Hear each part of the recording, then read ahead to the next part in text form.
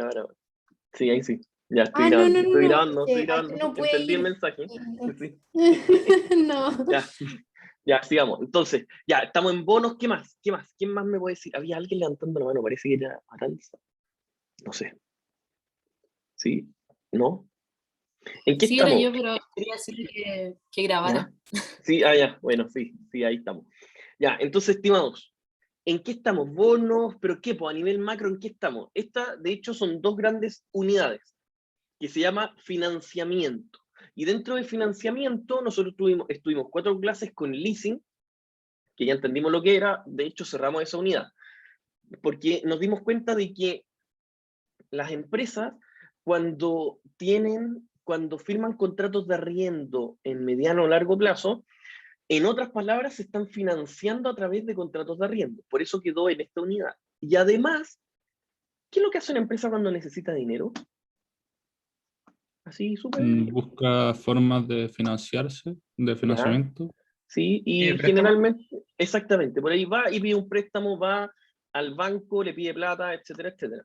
Nosotros acá vamos a entender que vamos a ordenar un poquito eso y vamos a decir, ya estimados, uno puede ir y pedirle plata al banco o puede ir y pedirle plata, por ejemplo, a los socios. Si uno le pide plata a los socios, es en una emisión de acciones o es a los socios pedirles que hagan un aporte de capital. ¿Eso por qué se los digo? Porque es la unidad que viene justamente después. Nosotros vimos primero financiamiento parte 1, que es contrato de arrendamiento leasing, que es una materia súper importante a nivel contable, y ahora nosotros vamos a ver cuando uno se puede financiar a través de pedirle dinero a terceros o pedirle dinero a los accionistas. Eso es, para que estén claros. ¿Ya? Hoy parece que me corté recién, ¿o no? ¿O se escuchó? ¿Sí? ¿Están No sé escuchando si se bien? escuchó, sí. ¿Sí? Sí. Ya.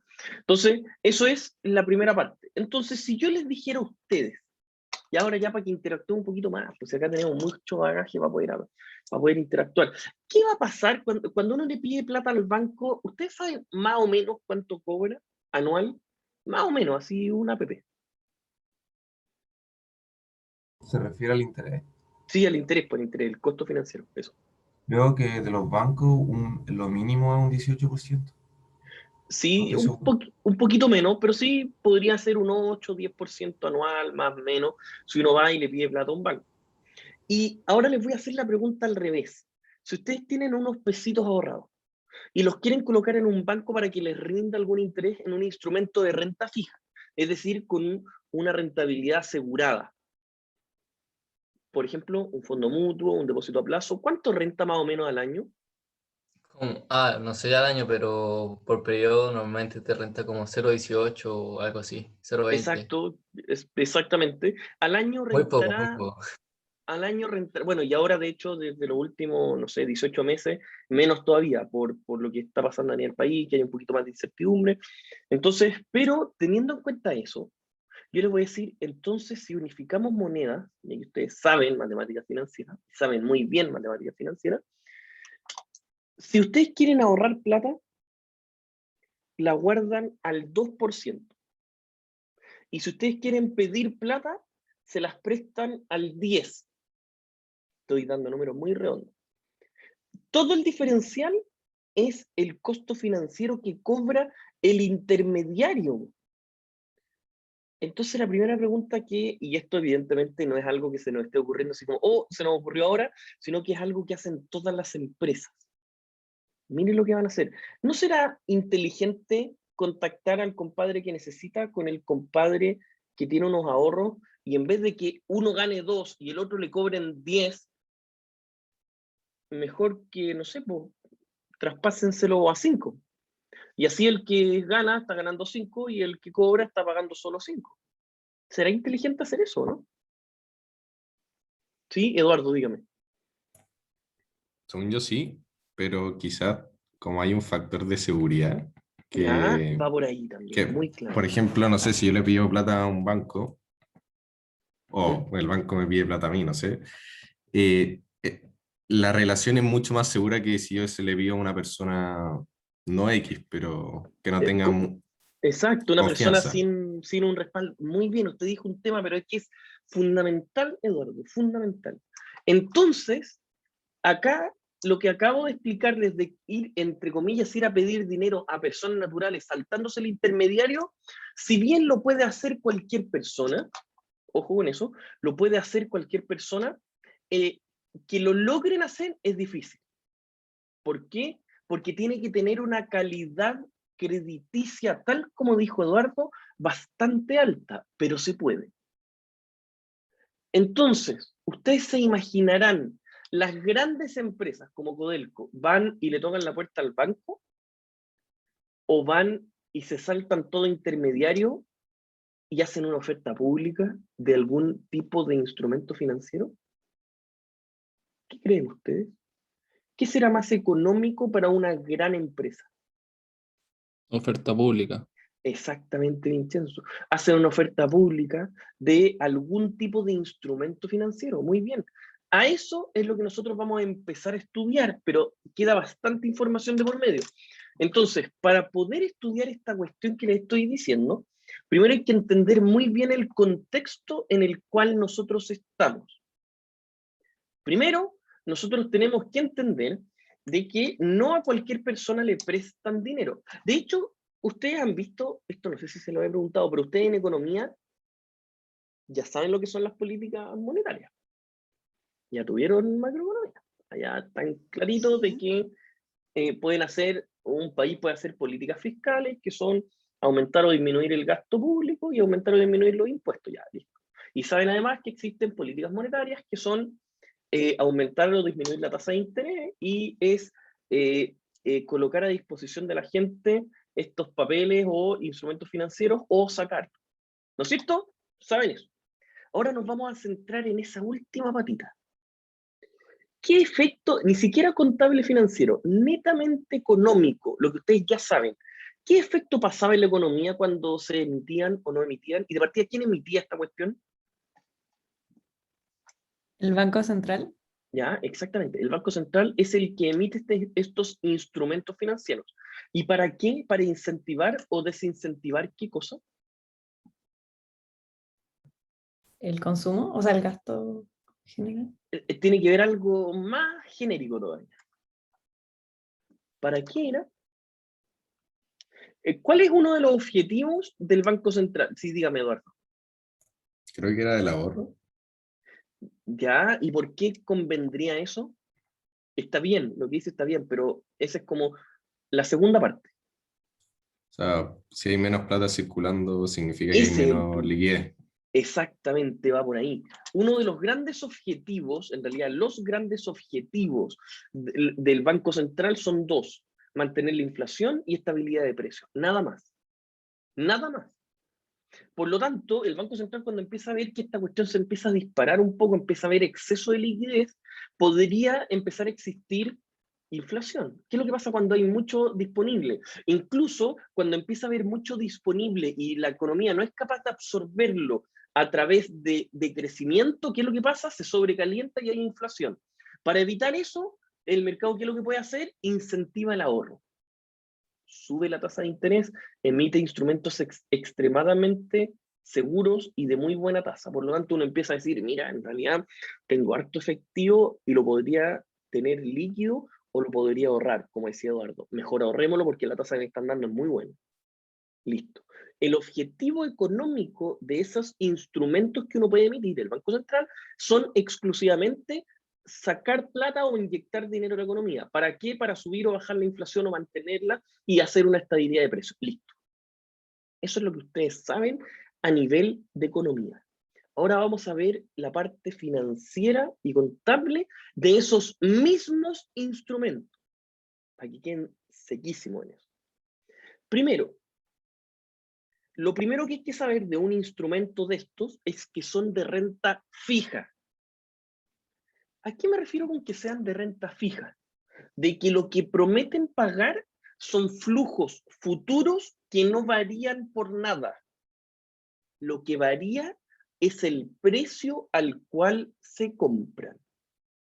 Y para que varíe el precio en el cual se compran, tiene que haber gente que está dispuesta a pagar más o pagar menos, pero los flujos futuros son fijos. Una empresa como Codelco necesita 1.000 millones de dólares. De esos 1.000 millones de dólares se empieza a dar cuenta, o sea, así un pequeño flujo interno, así como un pequeño... de haber una gerencia del corporativo, tesorería, gerente de ejercicio final. Y dice, ¿sabéis qué? Si a nosotros nos pasan 1.000 millones de dólares, los podemos devolver de cierta manera. Devolvemos, en estricto rigor, 10 cuotas iguales de 1.000, por decir cualquier cosa. Por lo tanto, en estricto rigor, lo que hace Codelco no es salir al mercado y decir, necesito 1.000 millones de dólares. Sale a decir, ofrezco flujos futuros para quien los quiera. En el mercado van a llegar y van a decir, ya, yo te los compro, yo te paso plata hoy para que me des la posibilidad de recibir esos flujos futuros en el mediano plazo. Sí, dígame, Ignacio. Profe, ¿podría repetir lo de los flujos futuros del principio? Es que me confundió un poco. Sí, Entendí no se con el preocupe. ejemplo, pero no entendí la idea. La idea en el fondo es que cuando estos flujos que son futuros son fijos a todo evento. Eso es lo primero que ustedes tienen que saber. No es que de repente uno te ofrezca un instrumento, pero que los flujos futuros vayan cambiando. Son fijos al 100%. Por eso a esto se le llama renta fija y a las acciones que tienen una rentabilidad que no es cierta se le llama renta variable. Si ustedes, por esas cosas de la vida, y ustedes saben que todo profesor de contabilidad y finanzas anhela que sus alumnos entren al magíster de finanzas, si por esas cosas de la vida entran al magíster de finanzas, van a tener un ramo completo de renta fija y un ramo completo de renta variable. Ya, pero sigamos. Entonces, estos flujos que son fijos a futuro, Codelco dice, ofrezco un bono que paga 10 cuotas de 1 millón para el mejor postor. Así parte. No dice necesito X cantidad de dinero, dice ofrezco flujos futuros. ¿Quién creen que los va a comprar?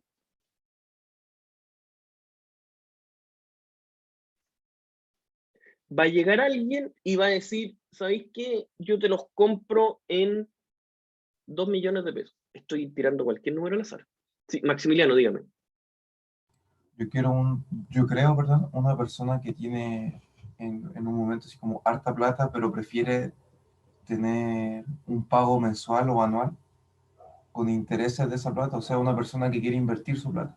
Exactamente. Alguien que necesita guardarla, en donde va a decir, ¿sabéis qué? Si esa plata yo la meto al banco me va a ofrecer un 2%, como con eso partí la clase, pero ¿sabéis qué? Yo a Codelco le exigiría, no sé, un 5%. Mucho mejor para la persona que tiene ahorro. Para la persona que tiene ahorro es mucho mejor. Y Codelco, que podría haberle pedido plata al banco al 10, va a estar pagando solo 5. Por lo tanto, ganan las dos partes. Sí, dígame, María. Profe, ¿esto está abierto como a todo público? Como a quien A todo seas. público, cualquier persona puede comprar. De repente hay ciertas restricciones, por ejemplo, que la compra mínima sean, no sé, 500.000 dólares, 2 millones de dólares. Puede que exista una compra mínima, pero está abierto, es una oferta pública. Ya, perfecto. Gracias. Es literalmente así. Lo mismo pasa con los bonos soberanos, que son los que ustedes mismos me decían de las políticas monetarias. Sí, José, dígame. ¿Dónde se da eso? O sea, como en una página. En la bolsa. No, en la bolsa se Ah, trata. la bolsa. Ahí. Sí, en la bolsa. No, y de hecho, ya que me hizo esa pregunta, esto, por favor, tienen que sacar la cara, porque en la otra sección nadie sabía esto que les voy a decir. ¿Dónde transa, en qué bolsa transa Codelco? ¿Transa en la bolsa de Santiago, que es la chilena? Bueno, la bolsa de Valparaíso cerró el año pasado, después de 120 años de historia, así que transa en la de Chile. ¿Dónde transa? Sí, Felipe, dígame. Creo que traza la de Londres, ¿o no? Exacto. ¿Y cómo uno puede saber más evidentemente que transa en la de Londres? Cuando ustedes ven, miren la pregunta que les voy a decir, cuando ustedes ven el precio del cobre, por favor googleenlo, vean ahí, precio del cobre, ¿en qué moneda está? En libras, creo. En libras esterlinas, por lo tanto evidentemente tiene que transar en Londres. Bien, muy bien Felipe, lo felicito porque en la otra sección nadie lo cacha. Eso es lo primero que tienen que saber. Ahora yo les voy a aprovechar de complementar en este pequeño paréntesis, ya que estamos en esta parte que es finanzas, que a todos nos apasiona mucho, les aprovecho de comentar de que existen, dígame Ignacio. Perdón, profe, por interrumpirlo, pero No, los dígame, flujos dígame. futuros, o sea, los inversionistas prefieren comprar esos bonos porque los flujos futuros van a ser mayores que en un banco, ¿no? No es que sean mayores. Lo que pasa es lo siguiente, uno puede invertir el dinero en un banco que va a generar una rentabilidad, una tasa de interés. Ujú. Y estos flujos futuros, usted puede decir, ¿sabéis qué? Yo los voy a comprar a cierto precio que la tasa de interés sea mejor. Ah, ya, entonces lo que me va a aumentar esos flujos va a ser la tasa de interés. La Como tasa de lo que interés, de sea hecho, mejor. a eso quiero llegar después, pero voy a llegar, no me quiero adelantar para que vayamos de a poquito. Ah, ya. Pero esa es la esencia, la tasa de interés. Entonces, ya que estamos viendo este tema un poquito más financiero, yo les puedo decir, existen en Chile, en realidad el mercado es bastante pequeño, es muy desarrollado, pero es muy pequeño. Solo para que se hagan la idea, hay un, ay, no me acuerdo el nombre, se me fue el nombre, pero es como una asociación que agrupa México, Colombia, Perú y Chile. Para que se hagan la idea, es como el 75% del movimiento que tiene Brasil. Para que cachen lo despreciable que es Chile en cantidad de movimiento. Ya, eso en cantidad de movimientos, pero es muy desarrollado. Pero como es tan poquito, existe solo una bolsa en Chile. Ustedes se imaginarán que en Estados Unidos, que está, no sé, la bolsa de Nueva York, que está Dow Jones, que en Dow Jones solamente transan las cuestiones informáticas, ahí está Facebook, está todas las cuestiones informáticas, ahí está la bolsa en Washington, y cada bolsa se ha especializado en mercados, ¿ya? Son tantas que se especializan para tener una misma unidad para que estén como por industria. En Inglaterra, que es donde se creó la bolsa, pese a que podemos pensar que Estados Unidos es muy grande, pero se creó en Inglaterra, fueron los primeros que transaron instrumentos financieros. ¿Qué fue lo que pasó? Hay una bolsa que agrupa los principales commodities del mundo. Commodities, e incluso se le llama la bolsa de metales, que están las petroleras, las empresas de oro, de plata, de diamante y codelco. En esa bolsa, que está en Londres, no es la bolsa de Londres, no me acuerdo el nombre exacto, pero es la bolsa de metales. En esa bolsa transa Codelco. Esto se los digo por cultura general, pero es para que ustedes sepan. Ya siguiendo avanzando, uno empieza a decir, mira, ¿sabéis qué? Entonces ustedes me podrán decir de vuelta, estos flujos futuros me están ofreciendo flujos futuros. Por lo tanto, si uno está dispuesto a exigirle a esa empresa, no sé, 10%, yo lo que tengo que hacer es lo siguiente. El bono del instrumento a comprar no me lo da la persona que emitió el bono. Yo le hago una oferta. Y cuando uno hace una oferta, implícitamente le está diciendo al otro, yo te compro tu flujo, pero exijo cierto nivel de rentabilidad. Por ejemplo, si son 10 flujos de 1000, usted los trae a valor presente al 10% y le va a dar el monto que va a estar dispuesto a pagar. El compadre de al lado a lo mejor es menos ambicioso y dice, ¿sabéis qué? Yo no te voy a exigir tanto. Voy a exigir una tasa del 8%. Los flujos son los mismos. Por favor, tengan ojo con eso. Los flujos son exactamente los mismos. Pero, al ser exactamente los mismos los flujos, lo que varía es el valor que uno está dispuesto a ofertar. Miren la pregunta que les voy a hacer. Si la tasa de interés de uno es 8% y la tasa de interés de otra persona al lado está dispuesta a exigir menor rentabilidad, ¿cuál va a pagar más? Disculpe, pero que había dicho antes, lo que varía son... Disculpe. Sí, no, lo que varía es la tasa de interés. Eso es lo que varía. Los flujos futuros son exactamente los mismos siempre. Por eso esto es renta fija. Sí, Javier, oiga, pues, que usted está levantando y bajando la mano, pues. Sí, es Oiga, que me pues, voy a arrepentir, pero pero dígame, debería pues, sí, pagar, ¿ya? el que debería ¿Cuál va a pagar estar más dispuesto a sería, pagar más? el que ¿Ah? estaría dispuesto a pagar más plata, ¿Sí? sería el que tiene una menor tasa de interés. Exactamente.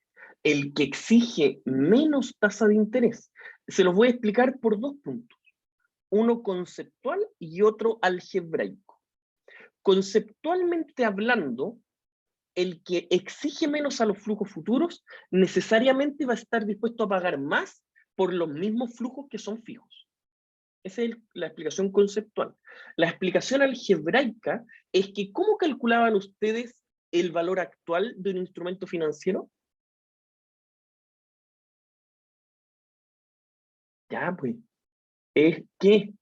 ¿Cómo era, pues? El valor presente de sus flujos futuros, ¿no es cierto? Y cuando los traían a valor presente, si los traen a una tasa del 8% y esos mismos flujos los traen a una del 10%, ¿cuál va a ser un valor más chiquitito? Si la tasa es un castigo que le hago, el que castiga más va a hacer que el valor presente sea más chiquitito. ¿Entendieron eso? ¿O no? ¿Sí? ¿Sí? Ya. Sí. Profe, ¿lo podría repetir un poquito? Sí, por supuesto, Ignacia. Sí, es que esto es ya. súper importante, entonces necesito repetirlo las veces que sea necesario. Entonces, los flujos futuros, por ejemplo, 10 cuotas de 1000, el valor de ese instrumento financiero, ¿cuánto va a ser? Valor presente de los flujos de esas 10 cuotas.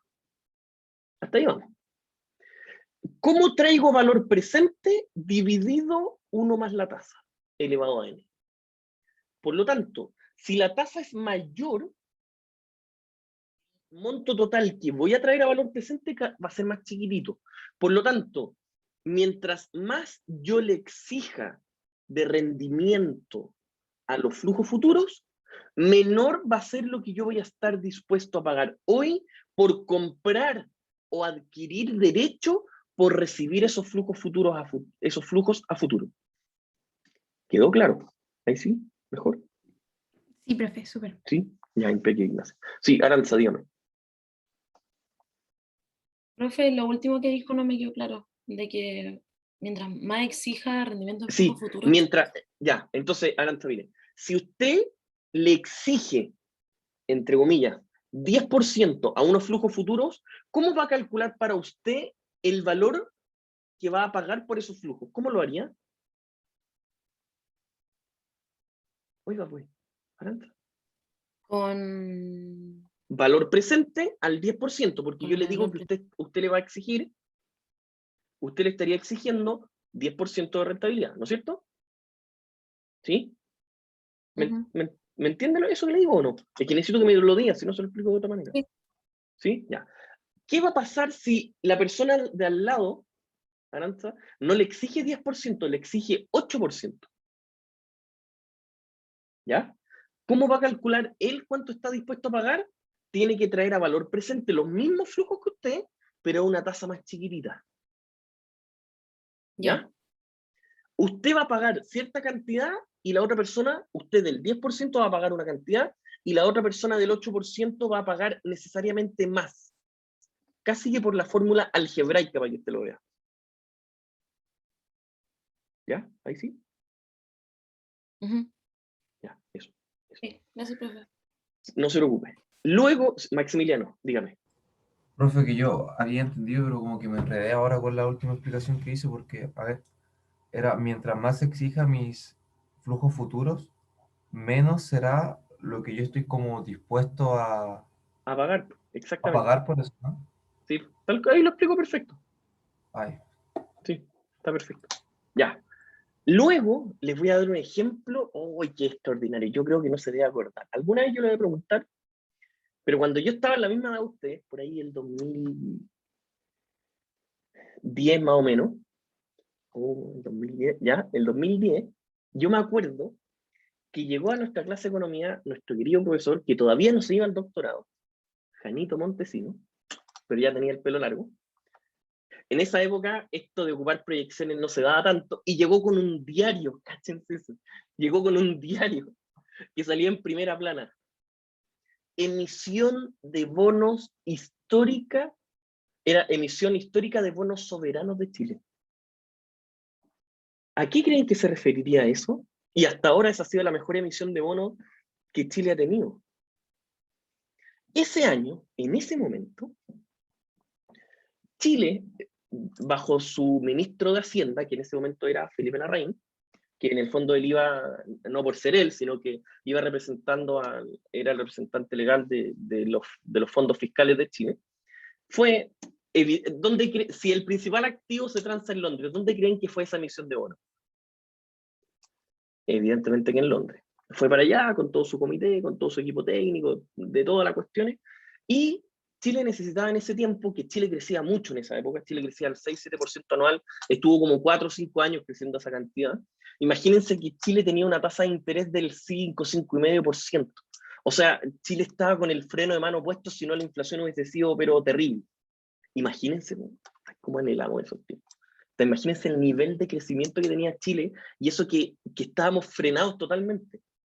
Ya, bueno, pero bueno, fue una muy buena política estar frenados, si no se hubiese disparado la inflación. Entonces, en ese tiempo en donde, económicamente hablando, ustedes saben que yo nunca prefiero temas políticos ni nada, solo económicamente hablando, Chile estaba muy bien, pero querían hacer una reestructuración de platas que habían, ¿y qué fue lo que hizo? El fisco dijo, ¿sabéis qué? Vamos a pedir un crédito, pero más allá, en vez de pedir un crédito, vamos a ofrecer pagar cupones a futuro de un instrumento soberano.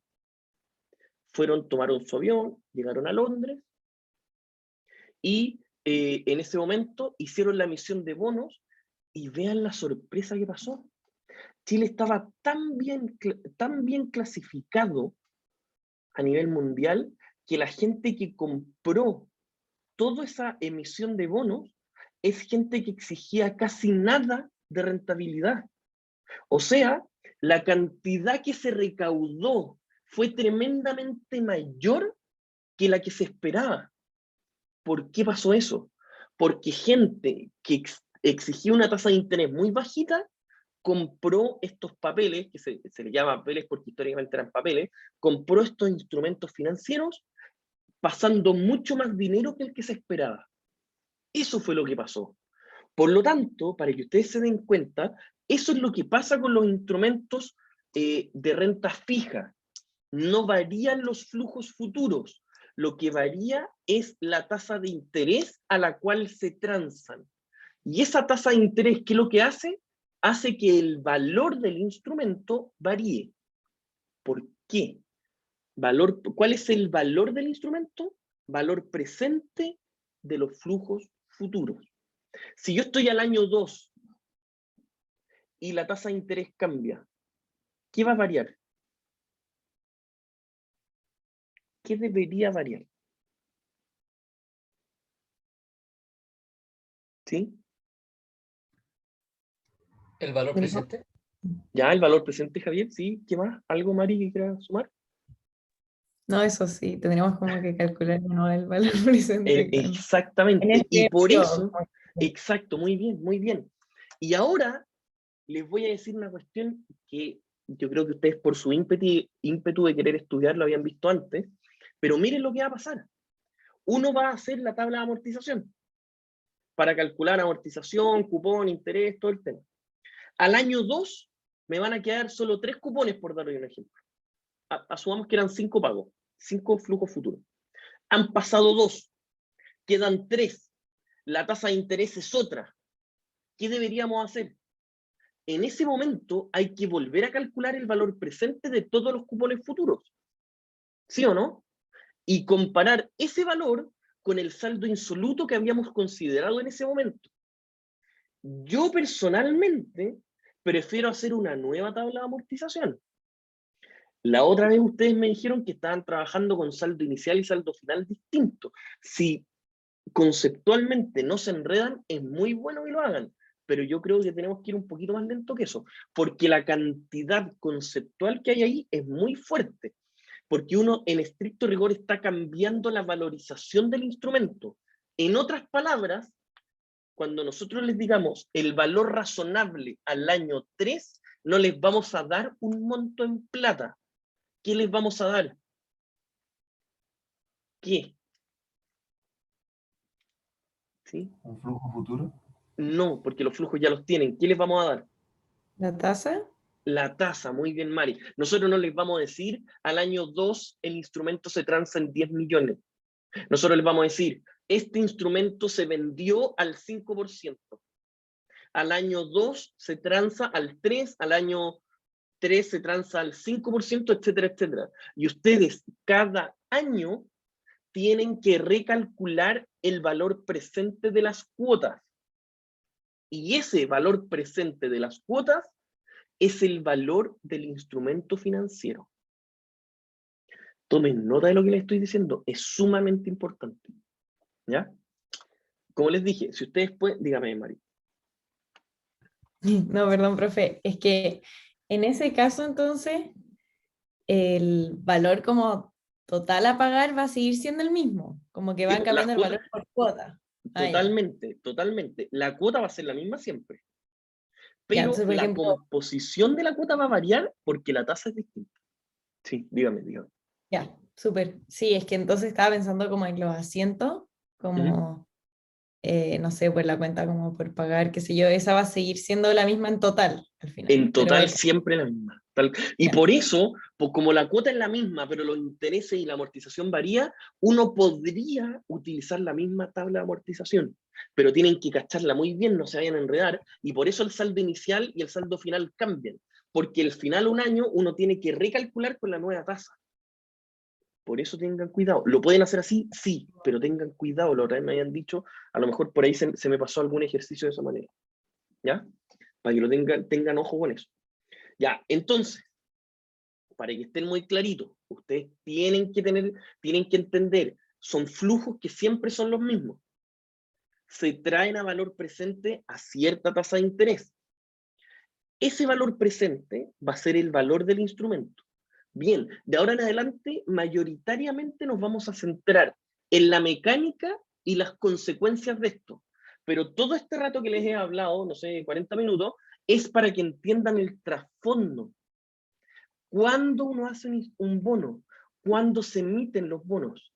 Bueno, en realidad cualquier empresa que transe en bolsa podría hacer una emisión de bonos. Yo me acuerdo que antes de la pandemia y que quedara la embarrada con muchas empresas, en Joy había hecho una emisión de bonos re buena. La voy a buscar para ver si se las puedo mostrar.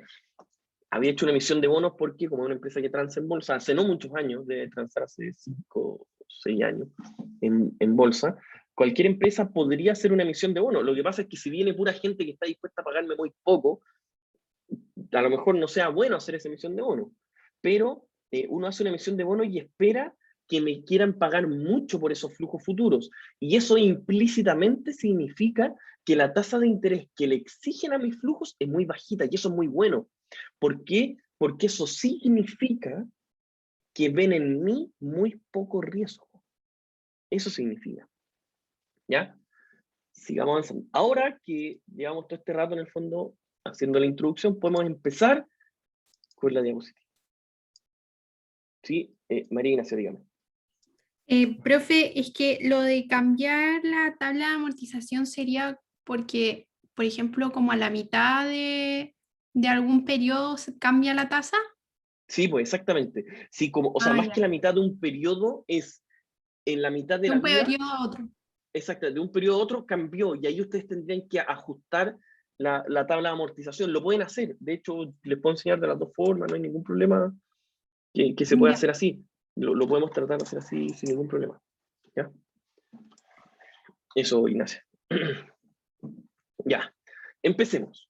Tenemos que aprender, tal como están viendo en la diapositiva, cómo valorizar instrumentos financieros, específicamente bonos.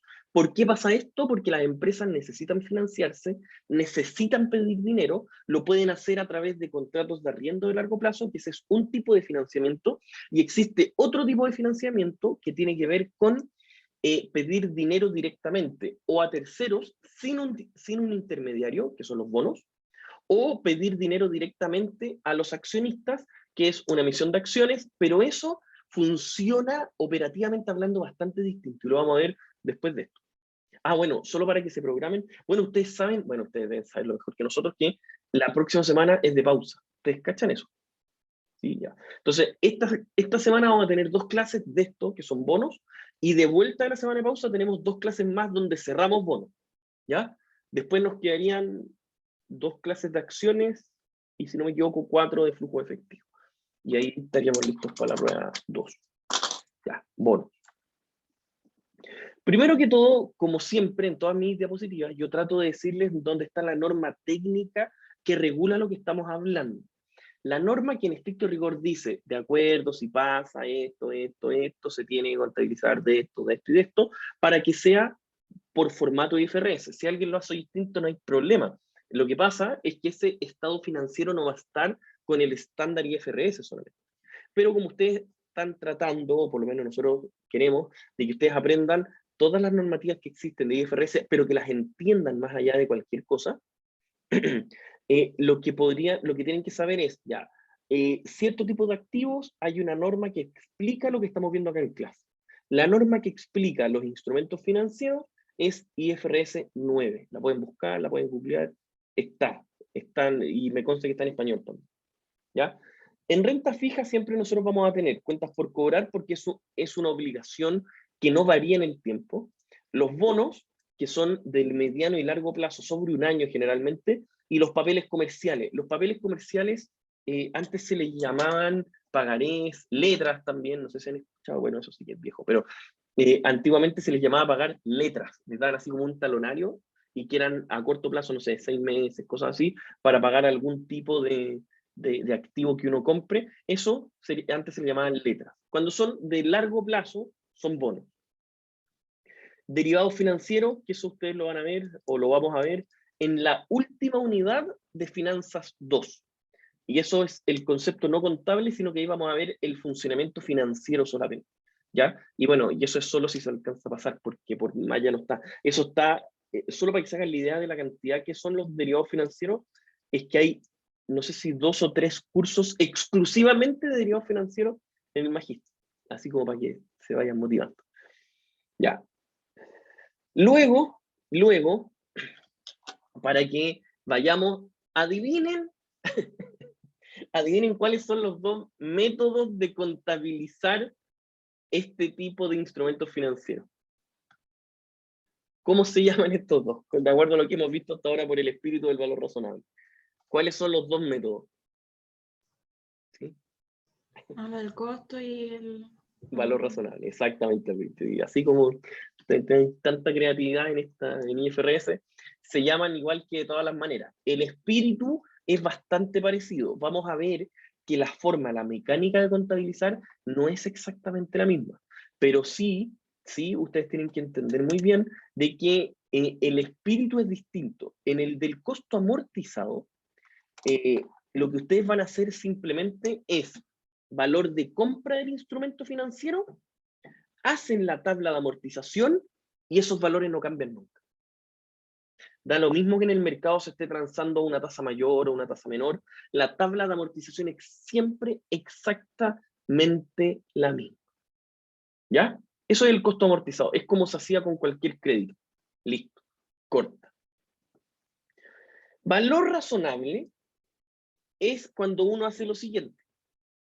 Contabiliza desde el momento de registro, desde que se coloca el instrumento financiero, tanto para el emisor, que es el que genera, como el tenedor, para ambos, ustedes tienen que registrar siempre al valor de mercado. ¿Qué es lo que pasa? Si una empresa o una persona lo compra a cierto valor, implícitamente ese es el valor de mercado. Y luego, desde el término de cada periodo, se debe ir reajustando. ¿Cómo se reajusta? ¿Cómo se revaloriza? De la siguiente manera. Se revaloriza con una nueva tasa de interés. Como ya les dije, nosotros no les vamos a decir el valor razonable al año 2 es tanto, al año 3 es tanto, sino que simplemente nosotros les vamos a decir la tasa de interés al año 2 es tanto, la tasa de interés al año 3 es tanto.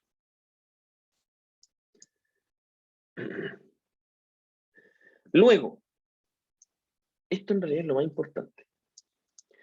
Miren la pregunta que les voy a decir, y por acá va a estar. Recuerden, este es un curso de una dificultad alta.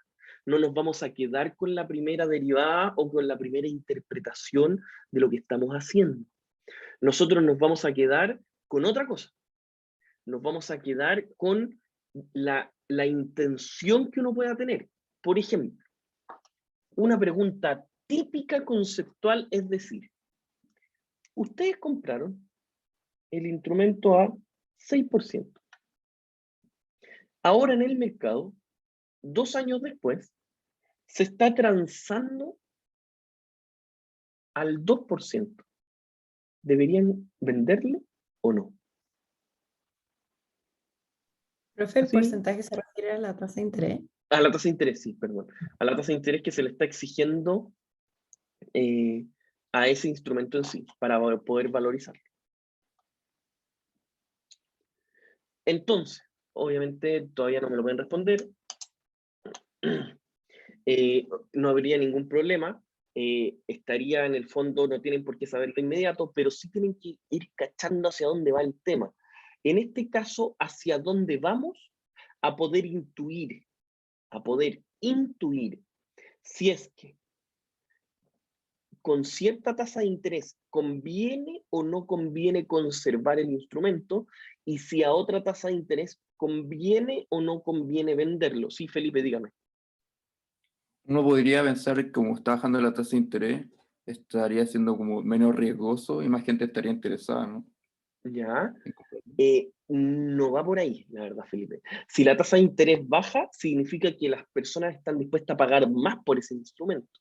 Por lo tanto, si usted pagó o usted le exigió 6 y a usted le van a exigir menos, a lo mejor podría ser eventualmente conveniente venderlo. Pero vamos de a poquito, eso va a ir surgiendo a poco, Felipe. ¿Ya?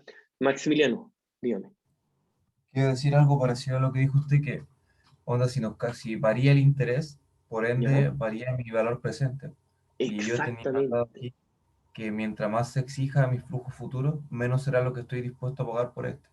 Exactamente, tal cual. Ahí la cachó súper bien, Maximiliano.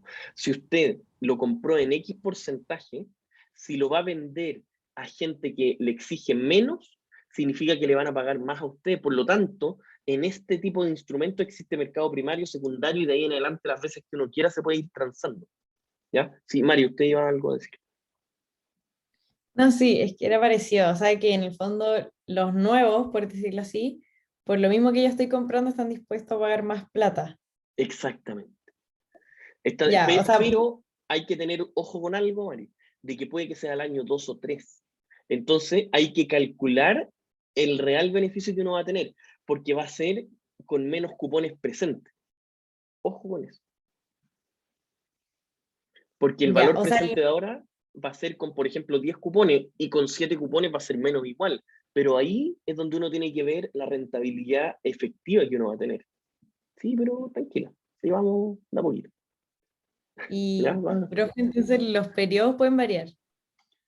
Sí, pues uno lo puede vender al año 3, al año 2, uno lo puede vender en cualquier otro periodo. Uno puede decir, yo lo compré al inicio, o yo lo compré al año 3 y quedan ciertos flujos futuros. También podría ser. Lo Pero importante es siempre en que este rango. Como de los... sí, siempre en el rango hasta que termine el Ya, instrumento. Sí, no hay ningún ya, problema. perfecto. Gracias. Bueno, y ustedes también, bueno, y aquí está solo para que sepan de que las deudas, para que ustedes puedan tener muy claro, las deudas cuando las emite el gobierno son deudas soberanas. Las grandes empresas que clasifican el riesgo, que esto es fundamental, tal vez no para nosotros ahora, porque nosotros ahora, ustedes van a tener todos estos datos, pero en el mercado financiero, este tipo de empresas, que son las clasificadoras de riesgo, son fundamentales. Ojo con eso, estimados, pero clave.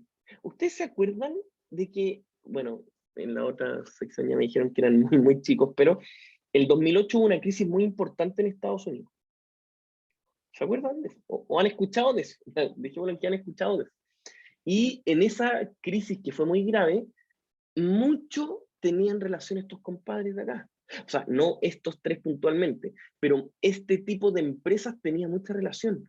¿Por qué? Porque juntaron flujos de decir, mira, tengo un flujo por acá, tengo un flujo por acá, el de acá, los juntaron e hicieron paquetes, a eso se le llamaba securitizaciones, se les dio una clasificación de riesgo errónea y se vendió a precios muy convenientes. Entonces, cuando estas empresas, con cualquier crisis, dejaron de pagar, empresas, grupos de inversión decían, oye, si tenemos invertido en puras cosas que no son riesgosas, sí, pero el 30% quebró, po. Y fue terrible, fue catastrófico. Existía en el mercado dando vueltas ciertos grupos de flujos, que se le llaman securitizaciones, como grupos de bonos, podríamos hablar, con un riesgo muy bueno, siendo que esos flujos eran muy riesgosos cada uno. Eso fue clave. Esa crisis fue, yo me atrevería a decir que fue de las más terribles, bueno, junto con lo que está pasando ahora en el fondo, pero ha sido de las más terribles del último, no sé, 100 años de historia. Quebraron bancos históricos, quebró Lehman Brothers, que era un banco que tenía 150 años. Era un banco que era, no sé, 10 veces más grande que el Banco de Chile y quebró. Que dimensione más o menos el tamaño. Era una cuestión gigante y quebró. Gracias a esa crisis. Y esa crisis tuvo mucho que ver, obviamente que no el fondo, pero sí un personaje, un actor principal, fueron las empresas clasificadoras de riesgo. Ya, sigamos. A nivel de plazo, nosotros tenemos que saber que el plazo en el cual existen son generalmente mediano o largo plazo, y como ya les dije, los de corto plazo son pagarés, letra o simplemente instrumentos comerciales. La estructura. Acá nos vamos a quedar un poquito y esto debería ser lo último para ya no saturarlos con tanta materia dura. Todo instrumento financiero como bono tiene que tener tres cosas. Uno, la tasa a la cual espera rendir. Esa tasa a la cual espera rendir se le llama tasa facial o tasa carátula. ¿Ya? ¿Por qué es la tasa a la cual espera rendir? Porque se configuró con esa tasa. Es decir, si los cupones, y ahora viene la segunda parte, si los cupones los traigo a valor presente con esa tasa, voy a encontrar el valor par del bono. O el monto facial o el monto carátula, pero en realidad en la práctica, en la vida real, se le llama valor par. Entonces, si nosotros tenemos un bono que esta cuestión era así, hasta en realidad, no sé, 50 años, a uno le daban así como un diploma que decía bono. Ese bono decía ahí escrito, no sé si acá más adelante.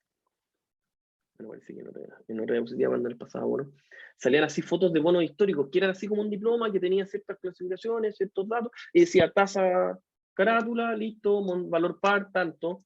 Entonces, ¿por qué es tan importante esa información? Porque dependiendo a la tasa a la cual se trance en el mercado, ojo, la tasa a la cual se trance en el mercado, se va a estar transando el monto sobre, bajo o igual que la par. Si nosotros tenemos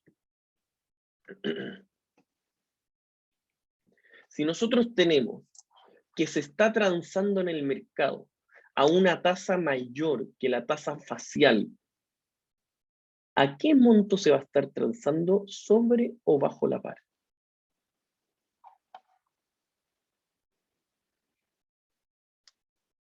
¿Sí? Profe, ¿podría repetir lo de antes? Sí, no hay ningún problema. Bueno, la pregunta ahí para que lo puedan entender, la tasa facial es la tasa a la cual se espera tener rendimiento por ese instrumento. ¿Ya? Esa es la tasa facial. El monto facial o valor par, en la práctica se le llama valor par, pero el monto facial es técnicamente mejor. Es cuando los flujos futuros, que ya sabemos que son una cuestión inamovibles, que no van a cambiar por nada del mundo, los flujos futuros los traigo a valor presente a la tasa facial, voy a tener el valor par. Por lo tanto, si la tasa facial, si la tasa a la cual en el mercado voy a estar transando a una tasa menor que la tasa facial, se va a estar transando bajo o sobre la par el bono. ¿Sobre? Exactamente, Mari, sobre la par. ¿Por qué? Porque el valor par es con una tasa, sumamos 10%. Y yo les dije que la tasa a la cual se va a exigir va a ser menor, o sea, por ejemplo, 8%. Si yo castigo los flujos y los traigo a valor presente, los castigo menos, el valor en el cual se va a transar va a ser mayor necesariamente que el valor par. ¿Quedaron claritos con eso? Nos estoy bombardeando con materia de información. Profe, no entendí muy bien. ¿Es quién, perdón? ¿Quién me preguntó? Eduardo, No, yo ya. tampoco. Si no, ya vamos. A ver, lo voy a anotar en la pizarra. Siempre mejor con pizarra. Ahí está José levantando la mano, dígame. Sí, sí, quisiera que si podía como repetir la explicación de monto par, que también como Sí, me confundí el un poco. valor par Gracias, profe. es el precio del bono con la tasa carátula.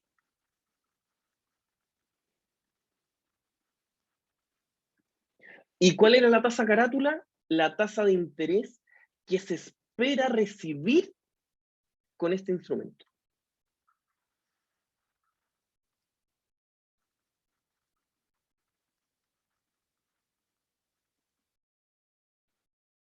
Esa es fija, profe. Sí, pues ese es como, exactamente, Eduardo, esa es una tasa en el fondo que viene como en la transcripción del bono nomás, ese es de referencia. La tasa que se espera Perfecto. recibir, listo. Bien. Espera. Ya, recibir, ya.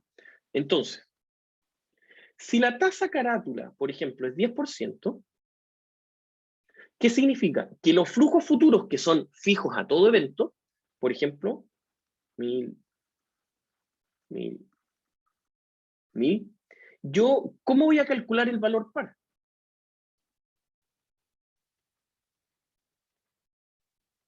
Va a ser los flujos que son fijos traídos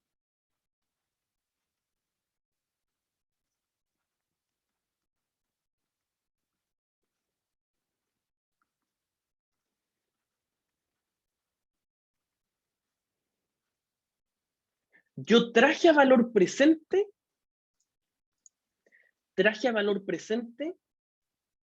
los flujos. ¿A qué tasa? A la tasa carátula. Ahora, si yo les digo que la tasa en realidad no se está transando esa tasa, se está transando, por ejemplo, al 8%. Necesariamente se está transando a un valor mayor al valor par o menor al valor par. Véanlo casi que Mayor. algebraicamente. Mayor, muy bien, José. Eso es. No sé si ahí se entendió un poquito mejor, Eduardo y Ignacio. ¿Sí? Oigan, pues. Ya, pues. Mi ¿Sí? única duda es Ya, dígame. que, por ejemplo, ese 8%, ¿de qué perspectiva lo veo? ¿De la persona que compra el bono o que emite el bono? No, es que siempre da lo mismo en realidad, pero siempre la persona que compra es la que está dispuesta a pagar. Entonces, Eduardo, si la persona que compra dice, ya, yo te compro estos 3 flujos de 1000, y sabéis que yo estoy dispuesto a darle un 8%. Listo. Si estoy dispuesto a, a cobrarle un 8%, yo estoy dispuesto a pagar más al inicio, necesariamente. Entonces, ese valor que uno va a pagar al inicio necesariamente es mayor que el valor par. Ni siquiera hemos calculado el monto. Lo único que por ahora estoy diciéndole, Eduardo, es que es más que el valor par. Ya, ¿Vamos? perfecto, ya. Sí. Da poquito, da poquito. Ya, estimados, por ahora lo dejamos hasta acá, para no saturarlos más. El jueves seguimos, retomamos, vayan estudiando esto, vayan leyendo. Yo voy a tratar de subir al tiro la guía de ejercicio para que la puedan pegar una mirada hacia dónde vamos, etcétera, etcétera, etcétera. ¿Ya? Sí, Antonia, dígame. Profe, ¿cuándo sube las clases de la semana del...? Todavía no la he subido, la voy a subir hoy y mañana, pero ya las ordené y clasifiqué. Sí, es que no pude el fin de semana, generalmente las subo el fin de semana. Ya, bacán. Sí, Gracias. no se preocupe. Ya, pues, Antonia. José, dígame. Entonces, si fuese la tasa, si la tasa fuese mayor al 10%, sería menor al valor par. Exactamente. Ya, eso, ¿Y gracias. por qué? Porque en estricto rigor yo le voy a exigir más a cada flujo futuro. O sea que cada peso que yo ponga tiene que rentar un poquito más. Y significa que yo necesito pagar menos para que estén rindiendo más. Eso es el objetivo. ¿Ya? Ya, pues, estimados, que estén muy bien.